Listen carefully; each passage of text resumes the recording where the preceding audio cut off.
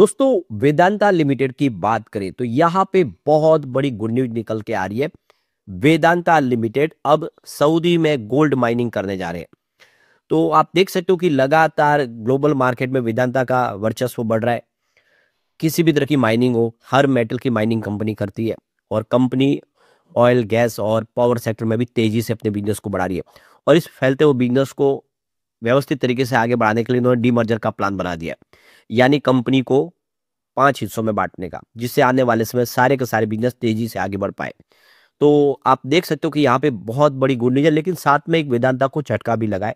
वेदांता ने सबसे बड़ी बोली लगाई थी जेपी एसोसिएट की, लेकिन अब जो सीओसी है उन्होंने वेदांता को पछाड़ दे के अदानी को ये मौका दे दिया है। तो उसमें झटका तो लगा है, लेकिन फिर भी कंपनी का बिजनेस ऑलरेडी बहुत बेहतर है। और यहाँ पे कुछ और अपडेट है जिसको समझने की कोशिश करेंगे इस वीडियो के माध्यम से। लेकिन फ्रेंड्स, उससे पहले अगर आप पहली बार हमारे चैनल पे आए तो चैनल को सब्सक्राइब कर दीजिए, एक बेल आइकॉन दबा दीजिए ताकि जब भी नया वीडियो बने पहला नोटिफिकेशन आपको मिले। वीडियो पसंद आए तो लाइक से जरूर कीजिए। चलो फ्रेंड्स, वीडियो स्टार्ट करते हैं। मैं हूं आपका दोस्त एस बी दवे और हमारे अपने चैनल ऑनलाइन कमाई में आपका बहुत बहुत स्वागत है। सबसे पहले वेदांता लिमिटेड के कारोबार की बात करें, आज 511 पर क्लोजिंग थी, जहाँ पे 0.20% की देख सकते हो कि तेजी बनने को मिली। लेकिन इससे पहले इसमें प्रॉफिट बुकिंग आई थी। आप देखिए स्टॉक काफी तेजी से दौड़ते हुए अपने फ्रेश हाई पे पहुंच गया था। उसके बाद में यहाँ पे दबाव देखने को मिला प्रॉफिट बुकिंग की वजह से। काफी जबरदस्त ये ऑलरेडी दौड़ चुका था। तो यहाँ पे आप देख सकते हो कि शुरुआत कमजोर हुई थी 509 पर, क्योंकि क्लोजिंग कल की 510 के आसपास थी और इंट्राडे में 507 तक का लो भी बना। यानी गिरावट का सिलसिला और आगे रहा, लेकिन पॉजिटिव खबर ने पूरा माहौल बदला, ये 514 तक चला गया। तो देख सकते हो कि इस गुड न्यूज आई, उसके बाद में फिर से खरीदारी देखने को। अब वेदांता की हिस्टोरिकल रिटर्न्स को देखें तो काफी जबरदस्त देखने को मिला है। पिछले एक महीने में आप देख सकते हो कि यहाँ पे 7.77% की जबरदस्त तेजी बनी है। यानी इस समय आप देखें तो भले स्टॉक ऊपर के लेवल से नीचे आए हो, लेकिन अभी भी महीने के हिसाब से देखो लगभग 8% के आसपास का ये आपको पॉजिटिव रिटर्न देता हुआ दिखाई देगा। बात 3 मंथ की कर ले तो यहाँ पे आप देखो कि 13.44% का इसने शानदार रिटर्न दिया है। और अगर हम बात करें इसके 1 ईयर के रिटर्न की तो यहाँ पे 15.14% का इसने पॉजिटिव रिटर्न दिया है। और यहाँ पे अगर हम बात करें 3 ईयर की तो यहाँ पे देख सकते हो कि 65.87% के आसपास की इसमें तेजी बनी है। और पिछले 5 सालों में तो इसने 355% का जबरदस्त रिटर्न दिया। ओवरऑल अगर आप देखेंगे तो वेदांता का रिटर्न लगातार पॉजिटिव रहा है, कहीं पर कोई नेगेटिव रिटर्न देखने को नहीं मिला। चाहे लॉन्ग टर्म हो या फिर शॉर्ट टर्म में, इन्वेस्टमेंट करने वालों को इसमें फायदा ही हुआ है। और अब कंपनी 5 हिस्सों में बंटने जा रही है, तो आने वाले समय और बेहतर उम्मीद की जा सकती है। तो अब जो बड़ी अपडेट निकल के आई है कि वेदांता लिमिटेड सऊदी में देख सकते हो कि वेदांता गोल्ड माइनिंग शुरू करने जा रही है। तो जो सऊदी का मेटल हब है वहां पे माइनिंग करेगी कंपनी। तो आप समझ सकते हो कि ये बहुत बड़ा कदम उठाया गया है वेदांता की तरफ से। तो वेदांता लिमिटेड ने अब सऊदी अरब में भी अपने बिजनेस की जो विस्तार करना शुरू कर दिया है। कंपनी सिर्फ सऊदी अरब नहीं बल्कि बहुत सारे अलग अलग कंट्रीज में, स्पेशली साउथ अफ्रीका और दूसरी और अफ्रीकन कंट्रीज में भी देखे तो कंपनी अपने बिजनेस को और तेजी से बढ़ा रही है।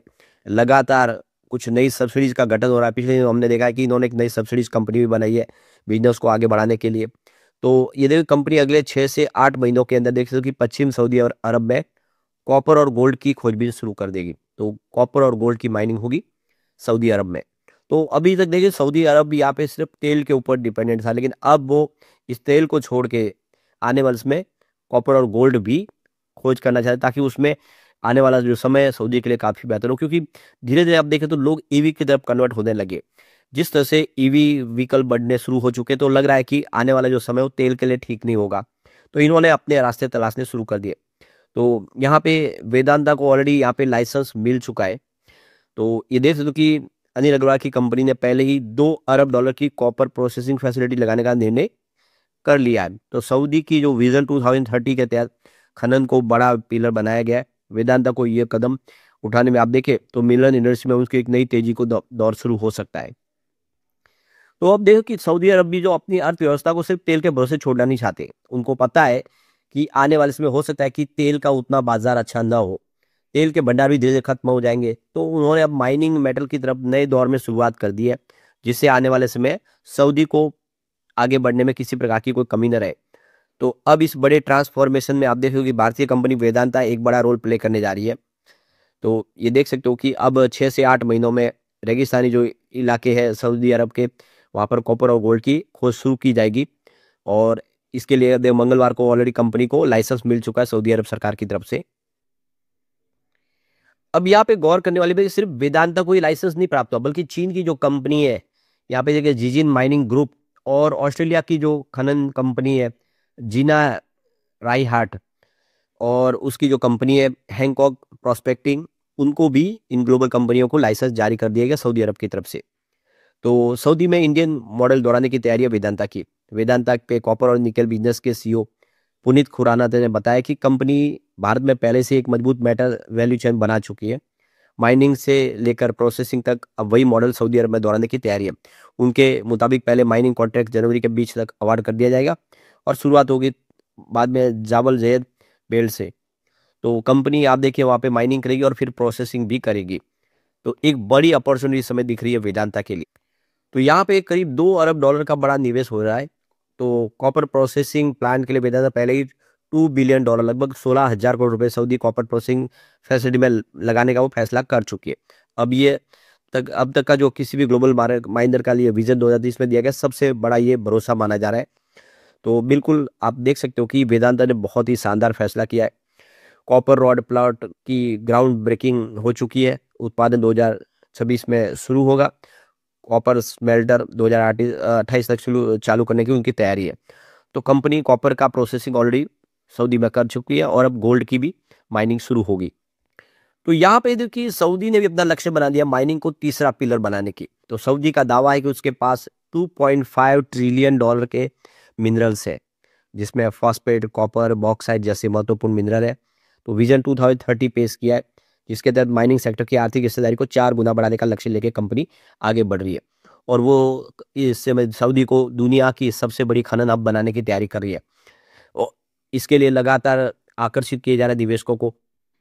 और विश्व की बड़ी बड़ी कंपनी, जिसमें कनाडा की कंपनी है, चीन की कंपनी वेदांता जैसी कंपनियां इसमें मिशन के साथ जुड़ गए। अब इस पूरे प्रोजेक्ट को लेकर वेदांता की तरफ से जो बयान निकल गया उसमें कहा कि डी मर्जर पर इसका कोई असर नहीं होगा। वेदांता अपने सऊदी प्रोजेक्ट के लिए फंड जुटाने पर आंतरिक चर्चा कर रही है, लेकिन अंतिम फैसला भी लिया नहीं गया कि कहाँ से फंड जुटाया जाएगा। तो यहाँ पे देव मैनेजमेंट की तरफ से साफ कहा गया कि वेदांता का डीमर्जर जो होना है वो होगा ही, इससे कोई असर नहीं डालेगा इस पूरे प्रोजेक्ट से। तो इस प्रोजेक्ट के लिए बजट कोई बड़ी चुनौती नहीं होने वाला, हम बजट की व्यवस्था कर लेंगे और समय पे ही डीमर्जर होगा। तो डीमर्जर का भी बयान निकल रहा है कि डीमर्जर ऐसे ही आगे बढ़ेगा, इसमें कोई किसी प्रकार की रुकावट नहीं होगी। तो देखो कि वेदांता का डीमर्जर ना 5 हिस्सों में बंटनी है। अभी फिलहाल एक कंपनी है वेदांता लिमिटेड, जो वेदांता लिमिटेड रहेगी एक कंपनी। वेदांता एल्यूमिनियम दूसरी कंपनी बन जाएगी। वेदांता ऑयल एंड गैस की तीसरी कंपनी बनेगी। Vedanta steel and ferrous material के चौथी कंपनी और वेदांता पावर होगी 5वीं कंपनी। तो 5 हिस्सों में बढ़ते जा रहा है। जो एक शेयर है उसके आप देख लो कि 5 टुकड़े होंगे। इसका मतलब ये कि आपके पास एक शेयर तो आपको भी टोटल 5 शेयर मिल जाएंगे। एक वेदांता होगा, 4 दूसरे शेयर होंगे। तो एक बहुत बड़ी अपॉर्चुनिटी इस समय दिखाई दे रही है। एक शेयर के ऊपर आपको 4 शेयर फ्री पाने का मौका मिल रहा है और एनसीएलटी में इसकी पूरी सुनवाई हो चुकी है। इस मामले को लेकर सेबी ने भी आप देखें उन्होंने इसमें क्लियरेंस दे दिया। सेबी की तरफ से अब कोई भी ऑब्जेक्शन नहीं है जो पहले था। अभी फिलहाल सिर्फ सरकार की तरफ से कुछ ऑब्जेक्शन है और उसकी सुनवाई करेगी एनसीएलटी और जल्द ही इसके ऊपर फैसला कर लेगी।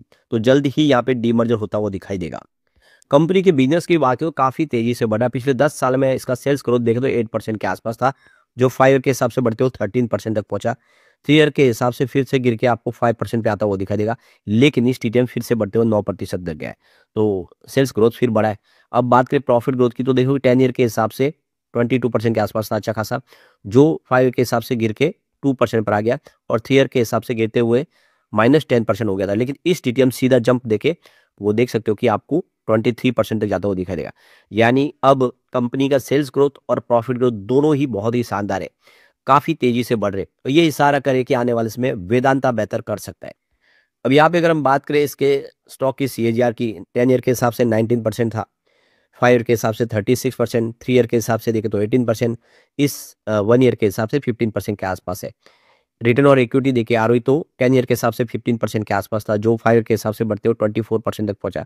3 ईयर के हिसाब से हल्का सा 23 के आसपास आया, लेकिन इस लास्ट ईयर 38% तक पहुंच गया। कुल मिला के स्थिति अच्छी है, वेदांत आने वाले समय बेहतर कर सकता है।